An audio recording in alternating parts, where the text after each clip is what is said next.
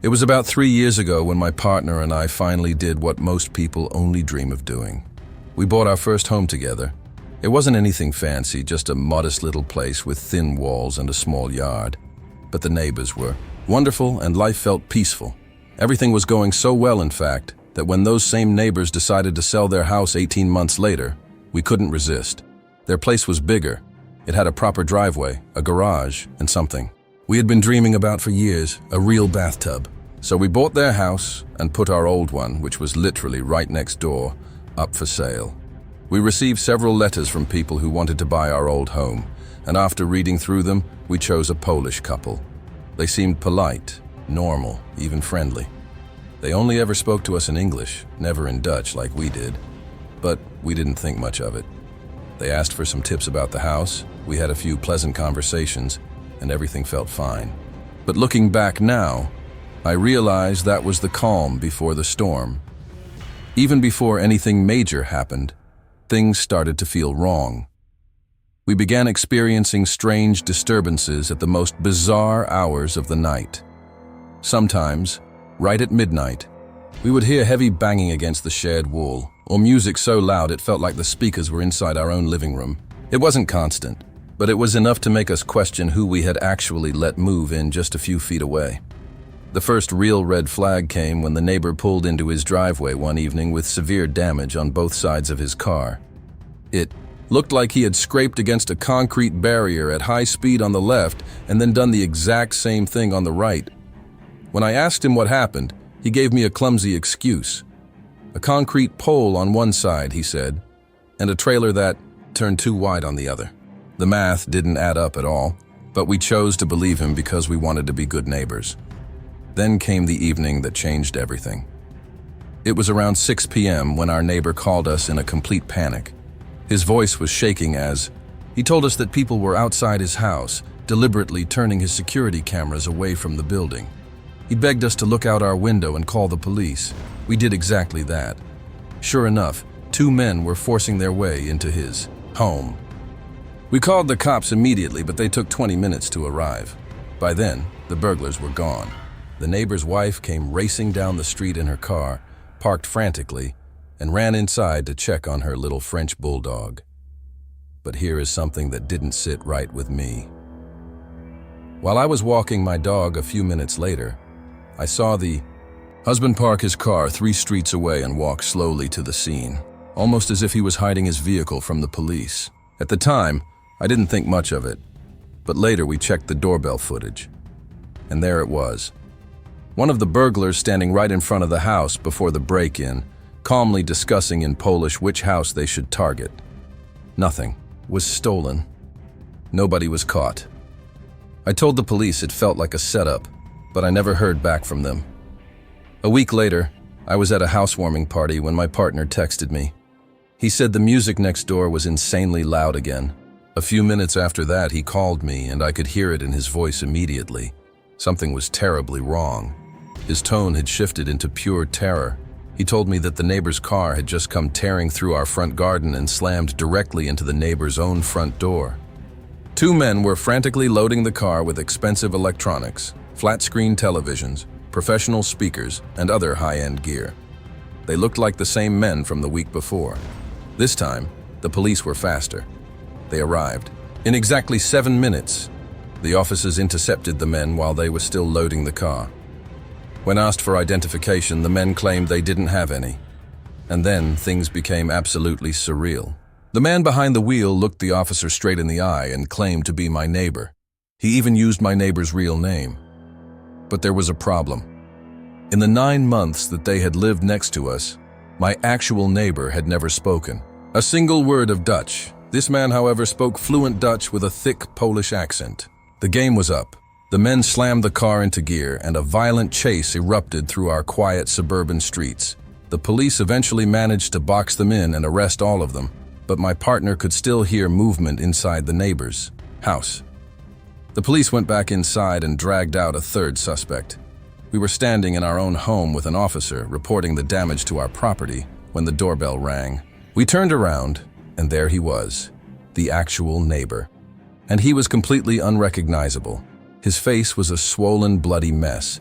One eye was swollen completely shut. His mouth was torn open at the corner. His arm hung at a useless angle.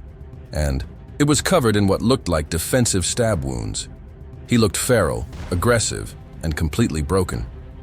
The police officer tried to intervene, but the neighbor flat out refused to file a report or cooperate in any way.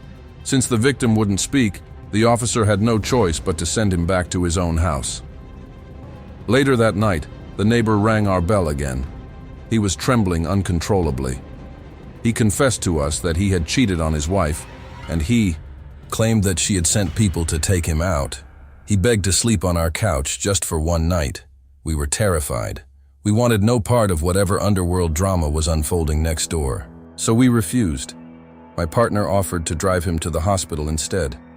We dropped him off at 10:30 that night, telling him that we were staying somewhere else because we no longer felt safe. But we didn't stay somewhere else. We went home. We locked every single door and we tried to breathe. At around 1 in the morning, our dog started growling. Not his usual bark, but a specific low growl that he only uses when someone is standing right outside our door. We checked the doorbell camera, and there he was. The neighbor was back from the hospital. He was standing on our porch, ringing the doorbell over and over again. We sat in the dark, watching the screen in complete silence. Then, after what felt like an eternity, a car turned onto our street. The neighbor panicked. He scrambled off the porch and hid behind our cars in the driveway, crouching in the shadows. Watching this bloodied, broken man lurking in the darkness behind our own vehicles was one of the most unsettling things I have ever seen. The car stopped and a woman got out. It was his wife. She walked toward her front door, paused, and glanced at our driveway. She saw him. We held our breath, waiting for a confrontation or something even worse. She walked toward him, and as she stepped into the pale yellow glow of the street lamp, she began to wail. Not a scream, but a haunting, guttural crying that echoed through the empty street. He didn't say a word. She kept asking questions, her sobbing getting louder and louder until it filled the entire neighborhood. Eventually, they both got into the car and drove away. We didn't see them for 3 days. We didn't even know where their dog was. The wife eventually returned alone. She found the dog inside, and she told us that she didn't think she would ever see her husband again. Whatever the real story was, drugs, debt, or a marriage turned lethal, I realized one thing that night: I don't think I want to know. My story started back in 2017 when my family moved into a new house in the suburbs of Montreal, Canada. I was living with my parents and my little sister, and before I get into the really disturbing part, I need to explain a few details about my room and where it was in the house. Everything will make more sense if you understand the layout from my point of view. The house we moved into was a split-level home, which means it had staggered floor levels connected by short flights of stairs. My room was neither on the main floor nor in the basement. It sat exactly in between the two at ground level. One wall shared space with the garage, and the opposite side had a large window that looked out into the backyard. At the time, that window had cheap plastic vertical blinds with several missing panels. So even when they were fully closed, I could still see outside through the gaps. On the garage side of my room was my closet, which had large sliding mirror doors. This meant that when I was in bed, no matter which side I faced, I could always see my window reflected back at me. I started noticing things about a year after we moved in. I was 15 years old at the time. I remember watching YouTube videos on my tablet late at night because I had trouble falling asleep. One night, I heard something outside my window. I had left it open because it was really hot, and we hadn't bought an air conditioner yet, so I was relying on whatever breeze I could get. After hearing what sounded like footsteps or shuffling on the grass, I quickly paused my video and put the tablet down.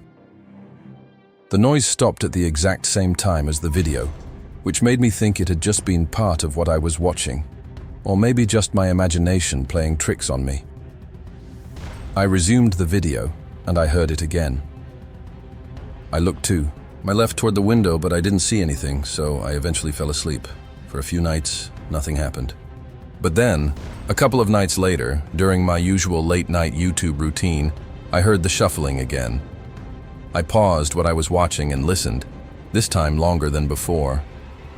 I swear I could hear breathing now, too. A slow, heavy breathing coming from just outside the glass.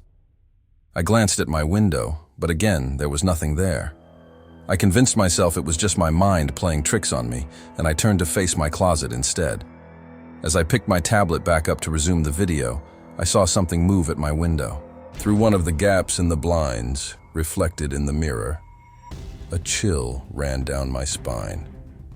I got up immediately and went to wake up my parents. I decided it was better to be safe than sorry. I told my dad everything I had seen and heard, and even though he clearly doubted me, he went outside to check the backyard. A few minutes later, he came back and said he had checked every corner and hadn't found anything. He told me that if someone had been out there, he would have heard them come in through the squeaky gate, or he at least would have heard them leave. He also checked the Ring camera, which showed nobody walking around. The house toward the backyard. I suggested that the person could have jumped the fence into the neighbor's yard, but my dad quickly shut that down. He said we lived in a safe neighborhood and that I should stop watching so many scary movies. Unfortunately, I believed him. I went back to bed. Every couple of weeks or months after that, I would hear things again. Each time I convinced myself it was all in my head, and I tried to focus on my videos or fall asleep. When winter came and everything was covered in snow, the noises stopped completely, and I eventually forgot about it. But the following year, it started again. It didn't happen often, maybe once or twice a month at most, and always past 11 o'clock at night. I tried not to pay attention to it, even when the noises sounded like clear footsteps or deep breathing. I watched a lot of scary movies and videos, so I kept telling myself that had to be the reason. I avoided looking at the window altogether, even though I tried to believe it was all in my head. The truth was, part of me was terrified of being proven wrong. One night, against my better judgment, I looked. Not directly at the window, that was too scary. I looked at the mirror instead, and this time, I swear I saw the silhouette of a person standing right outside. I ran upstairs again, and once again, after checking the entire backyard, my dad told me the same thing he had told me the year before. And once again, I believed him. This went on for a long time. I started going to bed earlier, watching videos, with headphones on and completely avoiding my mirror, or worse, looking directly at my window.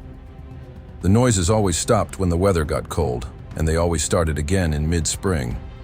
Then came the night in early December of 2021.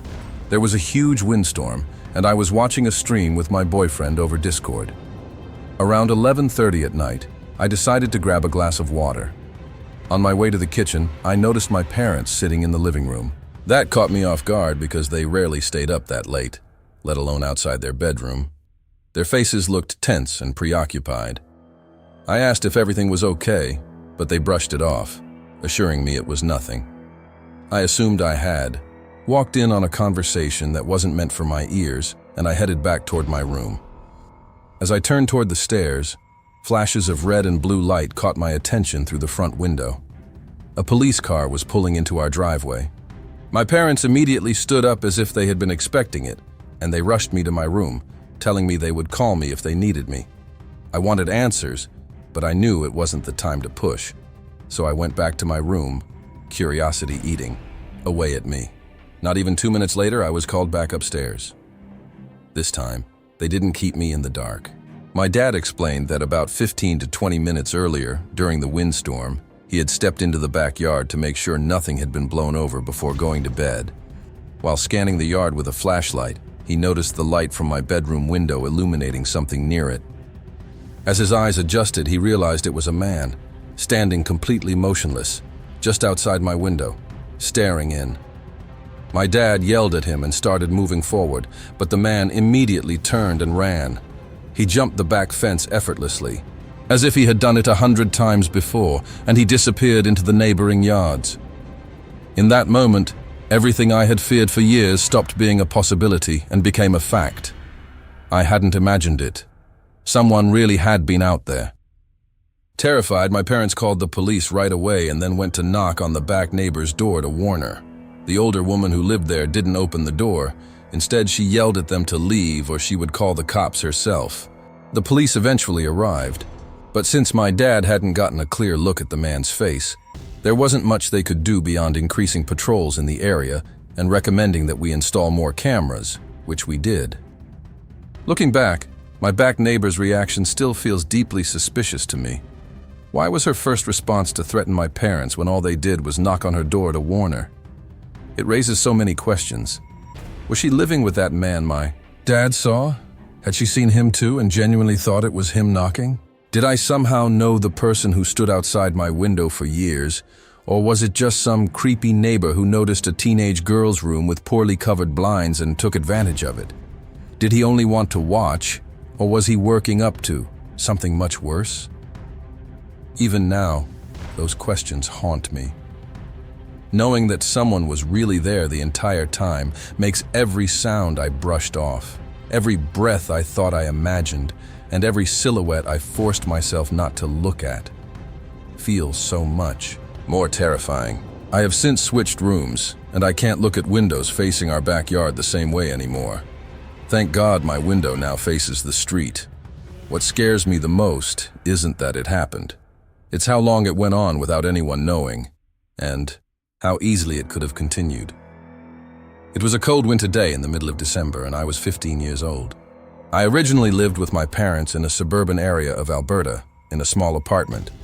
But we were running out of space, and with my little sister on the way, we knew we had to move to a bigger house. It seemed lucky for us at first because there was a house just a few blocks away that was selling for a very cheap price. Granted, it wasn't the best-looking house, and it wasn't in the best area, but it had room to grow into. And for the price we paid, we could renovate as much as we wanted. My dad did some renovations with the money we had left over, mostly in the basement because it was almost unusable without being fixed up. He cleaned it, laid down new carpeting, replaced some old beams, fixed the bathroom, and put up fresh wallpaper with a cool pattern that I got to choose myself. For the first couple of months, living there was great. I was really enjoying the new house right up until the first questionable moment came along. It was my father's birthday, and to celebrate, we all went to a restaurant in the evening. Everything went fine until we came home to find our front door wide open. My mom was absolutely shaken, and we begged my dad to drive us away from the house while she called the police. But my dad grabbed a large, heavy wrench from his toolbox in the truck and went into the house alone to search for the intruder. My mom and I called the cops anyway, and we sat there for 5 excruciatingly long minutes before they arrived. They searched the house and found my dad, and he came back out to tell us that nothing had actually been stolen and that no one was inside. However, some of our items had been moved or knocked over, specifically the books on my bookshelf. The police finished their search and told us the same thing. We were still paranoid, but finally, we went inside our home. From that day forward, I would always hear strange noises coming from the walls and sometimes from underneath the basement. My room was down there in the basement, but I always dismissed the sounds as the pipes. This was an older house after all. That was true until one night when something completely unexplainable happened. It was around 2 in the morning, and I was playing on my Nintendo DS under the covers with the volume off so my parents wouldn't know I was still awake. That's when I heard it. Clear, unmistakable laughter coming from the wall right next to my bed. My heart froze in my chest. My eyes probably widened to the size of plates. I didn't know what I should do. Should I ignore it? Should I call my parents? Should I go investigate myself? I decided to wait for a while to see if it happened again. But after about 30 minutes of lying completely still, I decided it must have just been my sleep-deprived imagination, and I finally went to sleep. I woke up the next morning in my bed as usual. Nothing had changed, but that laugh was still burning in my mind. I tried to push it away. I would still hear strange noises every so often over the next couple of weeks, but that started to feel normal to me. Then, the next occurrence happened. By this time, my baby sister had been born. Since the basement was big enough, and my mom trusted me to keep her safe at night, my sister shared the room with me. That doesn't mean my mom didn't use baby monitors, because she did. She kept one parent unit in the living room and another in the kitchen. One night, My parents went out for a late dinner and left me to take care of the house until they got back. I was in the living room watching a movie when I got up to grab a snack from the kitchen. That's when I noticed odd noises coming from the baby monitor, and my heart sank. I knew no one else was home, but those were footsteps. Loud, heavy footsteps, coming from the basement. Suddenly, my worst fear was realized when my sister started crying, and I heard a faint shushing sound come out of the speaker, followed by a loud crash. I instantly did the first thing that came to my mind, which now, thinking clearly in retrospect, could have gotten us both killed. I ran as fast as I could up to my parents' room and grabbed my father's rifle. But I didn't have the key to unlock the trigger lock, and I didn't have any ammunition. I figured I would pretend it was loaded and try to hide the lock with my hand. If I was attacked, I would use the buttstock to defend myself. All I could think about was getting my sister to safety. When I got to the basement door, I opened it quietly and walked down the steps, turning to face my sister's crib. No one was there, but she was still crying, and the baby monitor was on the ground, lying on its side. I mustered all the courage I had and yelled out, "I'm armed! Come out before I find you!" Still nothing. I grabbed my sister and ran back upstairs. I closed the basement door and pushed a chair under the handle to keep it locked while I called my parents. They called the police and got home as fast as they could. The police arrived before my parents did, so they made me sit in the back of the cop car with my baby sister while one of the officers went inside to investigate. When my parents got home, I told them everything that had happened. They were confused but very concerned. They knew I wasn't the type of kid who would lie about something like this.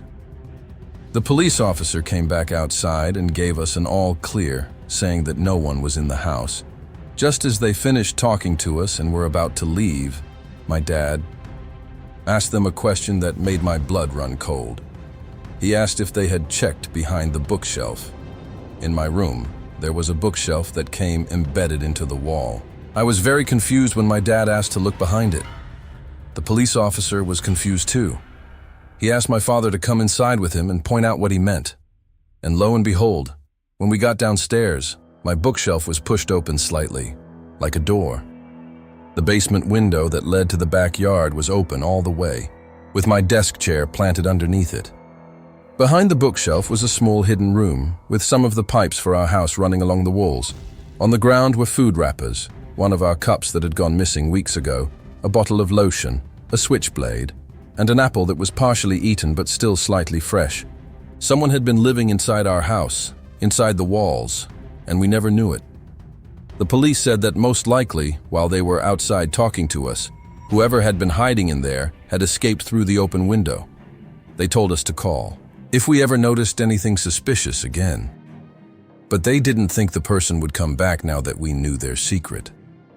That wasn't even the most horrifying part, though.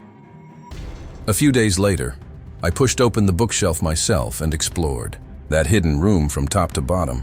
That's when I found a tiny hole in the wall, and when I looked through it, it pointed directly at my bed and my dresser. Whoever had been living in there had been watching me sleep, watching me get dressed, watching me play my video games, do my homework, talk on the phone, everything. They knew most of my life, and I never even knew they existed. I am an adult now, and I live in my own apartment with my boyfriend. But my parents still live in that house 5 years later. To this day, I worry for them, and I hope with everything I have that whoever that was never returns.